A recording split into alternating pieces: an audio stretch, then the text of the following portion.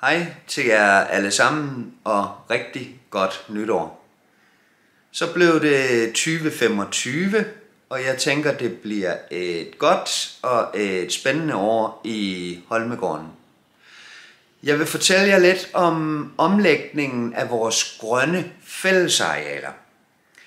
Tilbage i september måned afholdt organisationsbestyrelsen vores årlige strategidag. Og på baggrund af nuværende og ikke mindst fremtidige krav og forventninger til en almen boligforening, besluttede vi at omlægge vores grønne fællesarealer til biodiversitet.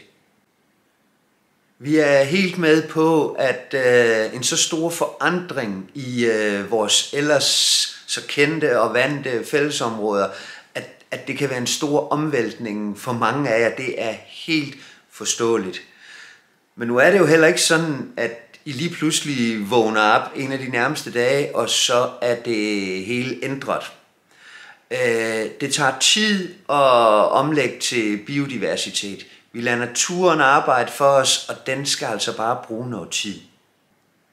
Hvis jeg skal sige det sådan lidt hårdt, kontant og direkte, så omlægges samtlige af vores 65.000 kvadratmeter grønne fællesarealer til biodiversitet. Det er udgangspunktet i det her. Men vi forventer og vi ønsker et samarbejde med jer beboere, jeres afdelingsbestyrelser. Og det er vigtigt, at vi er enige om, at vi taler om de grønne fællesarealer. Vi hverken kan, vil eller må blande os i, hvad I gør i jeres egne private haver. Vi kan faktisk allerede nu se, at mange af jer helt eller delvis er begyndt at indrette haverne biodiverst. Og det er vi jo ret glade for at se og høre om. Og hvad er biodiversitet? Jamen kort fortalt, så er det mangfoldighed af plante, dyre og svampearter. Og vi tilstræber os planter og frø, som oprindeligt indgår i den danske natur. Jeg har mødt nogle af jer og hilst på nogle af jer ude i afdelingerne, hvor vi så er kommet til at tale biodiversitet. Og hvor jeg tit har hørt, at nogle af jer siger, jamen biodiversitet, det er jo bare ukrudt og græs, og det ser forfærdeligt ud. Og jeg kan kun give jer ret. Sådan er det i begyndelsen. Som tidligere nævnt, det tager tid, og vi skal lade naturen arbejde for os. Men jeg forventer, og jeg tror på, at når det hele er faldet på plads over x antal tid, så bliver det flot, smukt og frem for alt en stor gavn for naturen.